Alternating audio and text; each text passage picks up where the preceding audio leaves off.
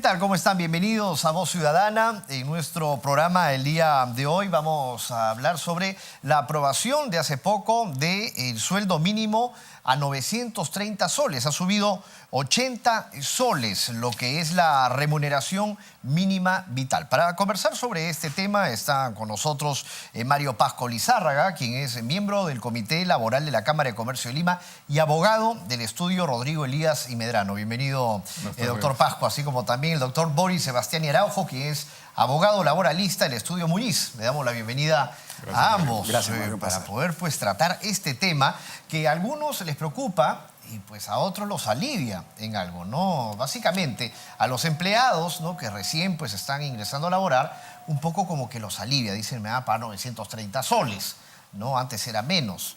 Pero para un empresario, estamos hablando de una pequeña y mediana empresa, pues podría pues sentirse afectado. Nosotros queríamos un poco desmenuzar este tema, por favor. Correcto. Bueno, gracias Mario por la invitación y por la pregunta. El sueldo mínimo, como en general los asuntos que tienen que ver con las remuneraciones, es un asunto en el cual chocan de alguna manera los buenos deseos de todos con las realidades. Concretamente lo que pasa es que nadie puede ponerse triste o no querer que los trabajadores tengan mejores remuneraciones, especialmente quienes ganan menos, y por lo tanto por ese lado siempre va a ser una noticia buena que la gente tenga más altos sueldos. Pero al mismo tiempo está el otro lado, que es la posibilidad real de que muchas empresas o empresarios puedan cumplir con pagar esas remuneraciones. Entonces, cuando hay esta subida del sueldo mínimo, se produce esta preocupación de alguna manera por los empresarios pequeños que de repente van a tener dificultades para cumplir esta ley. ¿Qué tipo de sí? Coincido con Mario. De hecho, hay un informe del Banco Central de Reserva que establece que el 67% de la población económicamente activa trabaja en micro y pequeña empresa. Y este informe también establece que el aumento de la remuneración mínima vital tiene que hacerse cuando por lo menos hay un crecimiento anual del 4.5% del PIB. Situación que no coincide con nuestra realidad. Estamos a la mitad, claro. 2%. Este informe establece inclusive que por cada 5% de aumento de la RMB, en este caso se ha aumentado un 10%, por cada 5 se incrementa en un 1% la informalidad.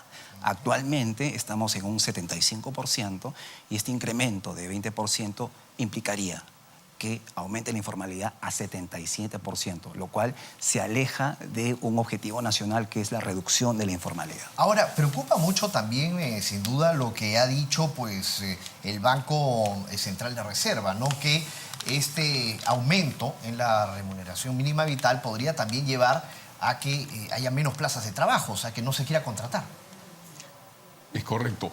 O que quienes contratan lo hagan fuera de la ley, ¿no? Porque hablamos de la informalidad. Hablamos de la informalidad.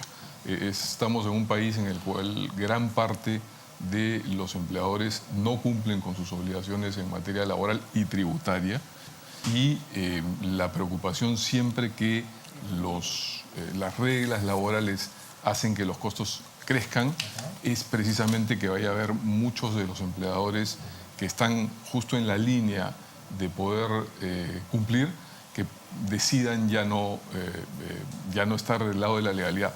Tengamos en cuenta que una empresa formal tiene que cumplir no solamente con pagar los sueldos de sus trabajadores cuando son mínimos en el valor que fija la norma y cuando son más altos, sino además de cumplir una serie de beneficios y de derechos que le da la ley a los trabajadores. Pagar 2 gratificaciones, depositar una compensación por tiempo de servicios, dar 30 días de vacaciones al año, pagar asignación familiar a quienes la tienen, dar una serie de permisos a los trabajadores a lo largo del año, hacerse cargo del seguro social, que es un 9% adicional de la planilla. Entonces, claro, cuando uno suma todo esto en el año, se genera un costo, se genera una línea dentro de la cual el empleador va a poder o no cumplir la legalidad. Cuando el empleador ve que requiere cubrir un puesto de trabajo, no estamos hablando de las empresas grandes formales, sino de los pequeños empleadores, ve que requiere cubrir un puesto de trabajo pero que ese puesto de trabajo no va a generar la suficiente ganancia para cumplir con todos los requisitos que le pone el sistema, muchas veces por lo que opta es por salir de la legalidad, pagar lo que puede pagar y tener a la persona sin derechos y sin cobertura, por ejemplo, del Seguro Social, que es una de las cosas. Es lo más importante. Ahora, quizá lo ¿cómo más hacen importante. los demás países, por ejemplo, en la región? Tenemos que por encima de nosotros está Chile y Brasil, que pagan pues una remuneración mínima vital mucho más alta. Sí, pero es una realidad distinta. El 80% de la población económicamente activa de Chile es formal. Nosotros somos exacta y proporcionalmente al revés. Por lo tanto, la remuneración mínima vital de Chile, que es superior a la que el Perú aplica, es una consecuencia del nivel de productividad que tiene ese país.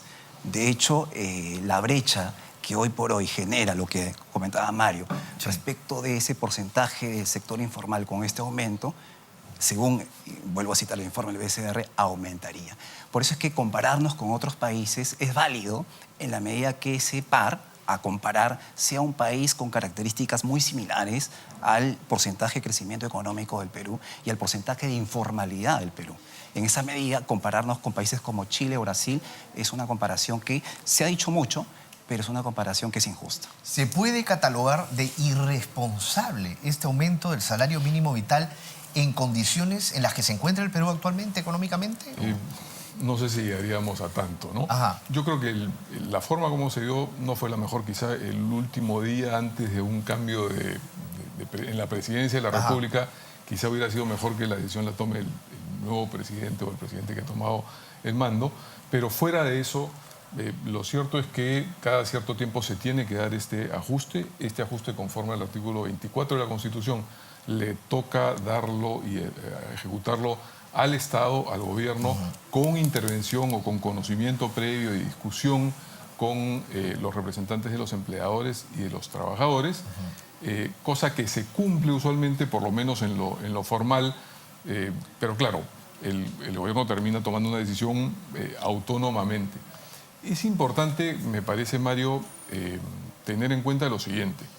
Respecto de las empresas que pueden pagar mejores remuneraciones y sueldo mínimo, claro. Las empresas que ya están avanzadas y tienen una base bien buena para pagar remuneraciones, esto no genera mayores impactos. Pero sí hay casos en los cuales puede no ser real, y especialmente fuera de Lima, hay provincias en las cuales los sueldos promedios han llegado a ser muchos años menores a la remuneración mínima vital, porque simplemente los puestos de trabajo que se generan ahí no daban para generar o para pagar estas remuneraciones.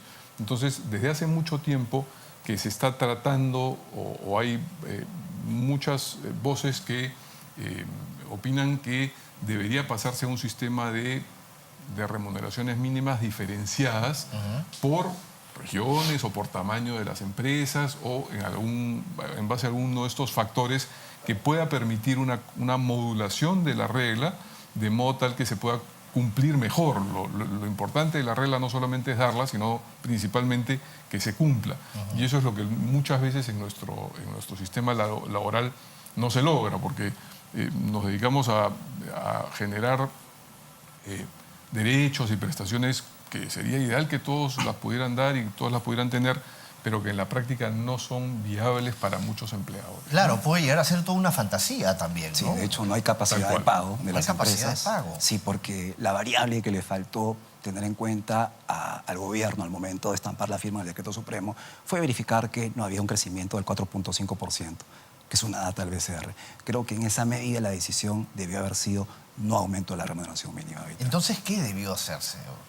En cambio de eso, o sea, porque sin duda el subir 80 soles, pues no, la última cifra, pues ¿cómo pudo? Pues Pienso, un poco, sí. ¿qué solución? ¿No? Pienso que una Debe haberse dado. política respecto de la disminución de la informalidad que se anunció hace 2 años, me acuerdo que el presidente, el anterior presidente dijo, Pedro Pablo Kuczynski, dijo que se iba a reducir durante estos años un 30% de la informalidad. Eso, por si acaso, sí tiene sustento, porque el informe del Banco Central de Reserva establece que de ese 70% podría reducirse en un 30%. El detalle es que para reducir ese 30% había que reducir el 6% por año. A la fecha debiéramos haber reducido un 9%. y de acuerdo a las cifras la informalidad ha aumentado, o sea, ha sido todo al revés. Pienso que una decisión como esto no se alinea a esa política de reducción de la informalidad y durante estos años, desde mi percepción muy particular, la política del Ministerio de Trabajo no ha ido respecto de la reducción de informalidad. Más que todo, los ministros vieron otros asuntos, ¿no? En este último caso el aumento de la remuneración mínima y tal. Y antes no sé si era tan bueno que el ministro de Trabajo tuviera una doble función con el tema de la visita del Papa. Como que eso resta y va en contra del propósito de la reducción de la informalidad. Entonces es increíble creerlo, ¿no? Porque con todas las bases, o sea, que se están exponiendo en estos momentos, por ejemplo, acá en Voz Ciudadana, con los antecedentes, o sea, ¿cómo de un momento a otro pues se dice, no, vamos a hacer estos cálculos y veremos, bueno, podemos subir a 930 soles la remuneración mínima vital? Con algo que es básico, una regla básica, ¿no? Que es como un empresario, un pequeño y microempresario que tiene que pagar impuestos, pues va a poder, ¿no?, pagarle 930 soles a una persona como sueldo mínimo. Entonces, ¿qué es lo que lleva a pensar? O sea, ¿cuáles son los requisitos legales para aumentar una remuneración mínima vital? Lo que pasa, Mario, es que ese examen de viabilidad muchas veces no se lleva a cabo, y no solamente para el tema del sueldo mínimo, sino en general para el diseño y el establecimiento del sistema laboral como un todo. De hecho, el sistema laboral como un todo no está diseñado por nadie y no está cumplido por nadie, porque se ha ido haciendo a lo largo de los años en función no solamente a normas y a leyes, sino también a decisiones del Tribunal Constitucional o de los jueces o de la inspección laboral, y terminamos en un sistema en el cual hay derechos y obligaciones por todos lados. El último censo. Unas no juegan muy bien con las otras necesariamente. Claro. No hay un sistema que considere toda la necesidad o la carga que se va a tener que poner al empleador para que pueda cumplir con sus trabajadores. Y al mismo tiempo, más allá de las diferencias, porque es cierto que hay régimen especial para la microempresa y la pequeña empresa, que también de alguna manera toca la remuneración mínima, porque al tener menores beneficios, el sueldo mínimo o el ingreso mínimo es también menor.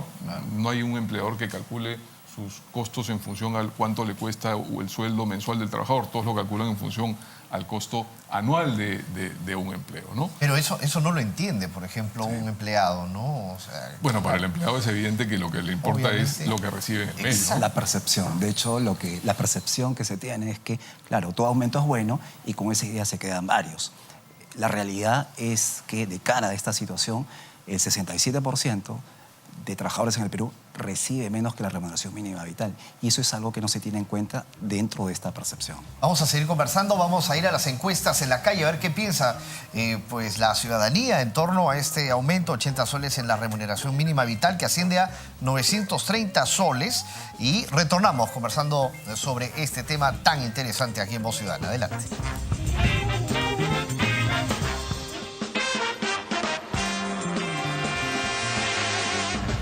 Ha subido el salario mínimo vital a 930 soles. ¿Cuál es su opinión? Que muy poco, porque 930 soles no alcanza. Quizás no es mucho, pero lo poco que han estado ganando con los 850 de algo le va a aliviar, ¿no? Está bien que haya subido el sueldo. Y además debe ser más, porque eso no alcanza para la canasta familiar. Si fuera los 1000 soles sería algo mejor. Creo yo que un salario mínimo debería redondear entre 1000 soles a 1200 soles. 1500 por lo menos para que pueda vivir bien una familia. Bueno, que pase 1200 o algo por el estilo para que pueda equilibrar la canasta familiar. Pésimo, debe muy poco, a menos siquiera debería subir a que sea 1500. ¿Qué sacas con 930? Muy poco. En realidad debe ser por lo menos siquiera 1200. ¿Esto no afecta, usted cree, a los pequeños y micros empresarios, a los medianos? No creo. No debe ser, definitivamente, porque fácil el gobierno decreta eso. Entonces crea informalidad. Sacar decretos es fácil por parte del gobierno, definitivamente. Los empresarios son perjudicados.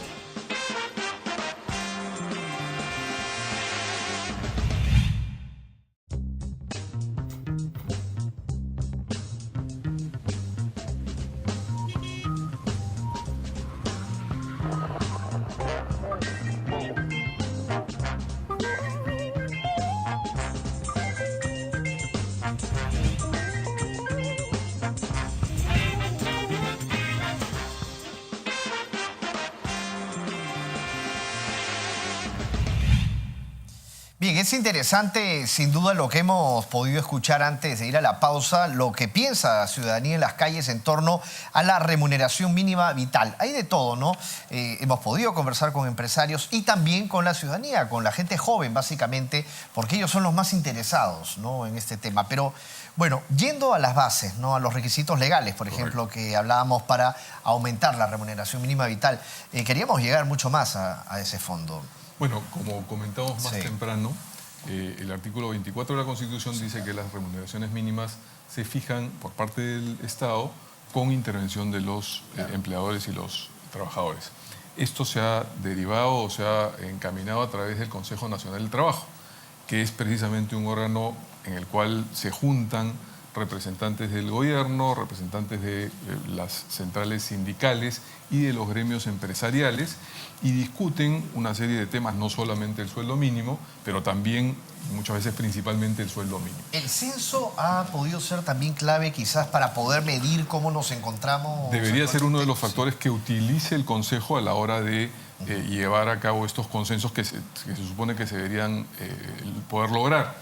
En el año 2005, el Consejo Nacional del Trabajo designó una comisión que estaría encargada de precisamente llevar a cabo esta revisión periódica y proponer los cambios a las remuneraciones mínimas en función a dos factores o elementos principales. La inflación subyacente, es decir, cuánto han subido los precios y por lo tanto cómo se tiene que proteger a los sueldos de su pérdida de valor adquisitivo. Y la productividad, cómo ha evolucionado la empresa, el empleo, cómo ha evolucionado el país en general. Claro, llegado el momento, como quiera que tenemos 3 actores en estas comisiones, a veces sucede que cada uno tiene posiciones distintas sobre incluso cómo calcular estos números. Para este último cambio, por ejemplo, hubo una posición distinta de los empleadores que planteaba que la situación no daba para toda esta subida que se ha decretado finalmente, que el periodo a tomar de inflación debía ser un poco menor. El gobierno pensaba una cosa distinta. Los sindicatos estuvieron muy cercanos a la idea del gobierno, pero finalmente llevaron un planteamiento por mucho más, para duplicar o una cosa así, y ha salido la decisión política del gobierno. Y ahora también hay un sector que pide que no sea 930, sino sea mucho más, 1.500, o sea, el sueldo mínimo. A raíz de tu pregunta, Mario dijo muchas cosas interesantes. Según el BCR, la remuneración mínima vital no debiera ser mayor a la mitad del ingreso medio peruano. Y el ingreso medio peruano a raíz del censo es 1.250 soles. Por lo tanto, son 625 a los que debiera equivaler la remuneración mínima vital.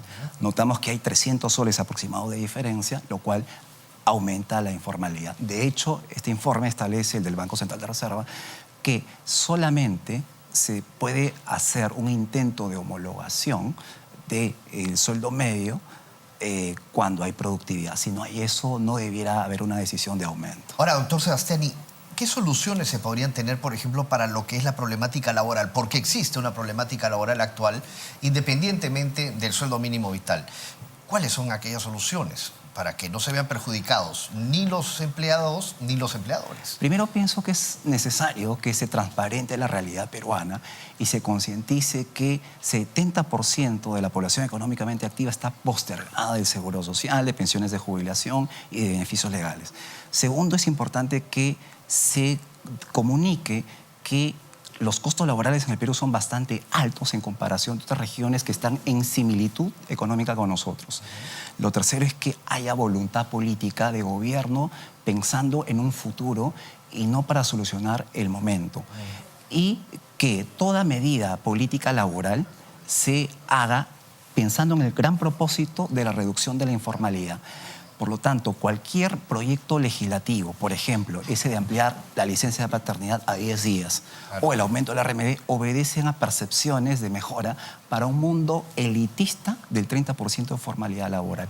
En una palabra, pienso que toda norma, todo proyecto de ley, toda decisión del Ministerio de Trabajo, toda decisión de SUNAFIL, toda política gubernamental en este ámbito debiera nunca perder el propósito de la reducción de la informalidad, que es nuestra gran problemática. Tiene que verse este problema, esta crisis en su conjunto, ¿no? Porque no puede verse por separado, o sea, tiene que ser pues unificado, ¿no? Sin duda, y y quizás centrarse en lo principal o en lo más importante, ¿no? Como decía Boris, el lograr que se formalice a los empleadores es quizá lo que más bien puede hacer a los trabajadores como conjunto. Que hayan cientos de miles de personas trabajando con remuneraciones inferiores a las que deberían tener según el sistema. Pero no solamente eso, sino que trabajen sin cobertura de la seguridad social, que ya estábamos mencionándolo más temprano. Muchos se sienten explotados. Es un drama, y es un drama que lleva además a situaciones de muy difícil solución para las familias y para los trabajadores. Es decir, el día que una persona tiene un infortunio, sufre una enfermedad difícil, por mucho que quienes tienen el seguro social se quejen del seguro social de que no funciona como debería funcionar o que la atención es lenta, es una diferencia enorme tenerlo y no tenerlo, porque uno, si no lo tiene, tiene que ir a buscar de cubrir una necesidad imperiosa con recursos que de repente no tiene. Claro, y el seguro sirve también porque sin duda pues es un índice de que hay una población que está activa, ¿no? Así es. Entonces, claro, simplificando de alguna manera toda esta a veces maraña de obligaciones de las empresas, quizás se pueda lograr. Es solamente una parte, ¿no? Porque siempre hay la discusión en la que se dice si se sube el sueldo mínimo, eso no va a llevar solamente a la informalidad. Si se elimina la estabilidad laboral, no se va a crear el empleo por sí mismo. Es cierto, nada va a funcionar en sí mismo como gran solución o fórmula mágica para salir de los problemas. Pero claro, poco a poco se tiene, y haciendo por partes las cosas, se puede llevar a alguna mejora. ¿Y cómo es, no? Mucha gente puede estar pensando y decir, ¿cómo será en Estados Unidos, no? Pero nadie sabe que en Estados Unidos hay más informalidad, creo que acá, ¿no? En el aspecto laboral, muchas veces, ¿no? Bueno, para los que quieren trabajar, algunos que no están tan legales, que digamos.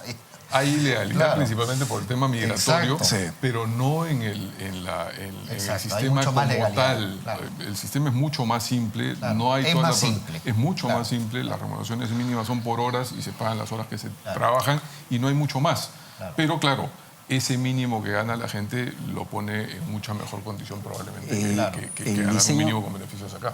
Sí, es cierto, coincido con Mario. El diseño legal norteamericano es coherente con el mercado, con el consumo.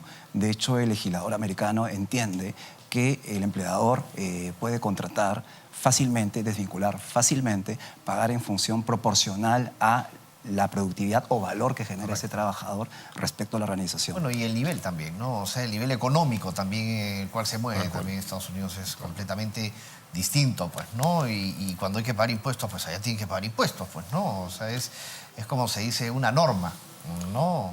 Quien no lo hace. Claramente. Y regulación laboral va a tener que haber. Es bueno y saludable que la haya, pero tiene que estar en niveles que puedan ser cumplidos para que funcione realmente, ¿no? ¿Y ustedes cuánto creen que podría hacer falta para que el Perú más o menos pueda, de hecho, a nivel económico, pues igualarse quizás al estatus como se encuentra laboralmente en este momento Chile o estamos hablando de Brasil en este aspecto, el mismo Ecuador? Ecuador, por ejemplo, Ecuador gana mucho más que acá, el sueldo mínimo vital, ¿no? Y sin embargo no tienen tantos problemas en las empresas. Bueno, son dos cosas. Lograr que el país como tal produzca lo suficiente para que se pueda cubrir esto. Se está mejorando, pero se podría mejorar mejor, se podría mejorar más, perdón. Claro. Y en segundo lugar, hacer que todos estemos en el sistema. Claro. Porque mientras haya una proporción de 3/4 partes de las relaciones de trabajo que no están simplemente cubiertas por la ley, difícil va a ser que la ley logre cambiar las cosas. Claro, se está produciendo poco. El Banco Mundial, en un informe hace unos 3 años, dijo que si el Perú mantenía un crecimiento económico de 6.5% durante 12 años, pasaría a primer mundo. Lógicamente, ahora estamos en 2%. Hay crecimiento, pero hay desaceleración, se crece menos que antes. Y eso nos aleja a ese deseo y aspiración que tú mencionaste. Muchas gracias, señores, por haber participado, por haber venido a Voz Ciudadana. No hay tiempo para más. Bueno, ya no tenemos tiempo para continuar, pero sin duda vamos a seguir conversando sobre este tema conforme avancen los meses y ver qué es lo que sucede finalmente con lo que es el aumento de la remuneración mínima vital. Gracias a Mario Pasco Lizárraga, miembro del Comité Laboral de la Cámara de Comercio de Lima y abogado del estudio Rodrigo Elías y Medrano, y también al doctor Boris Sebastián Iraujo, abogado laboralista del estudio Muñiz. Nos vemos en una próxima oportunidad. Gracias. Todavía no.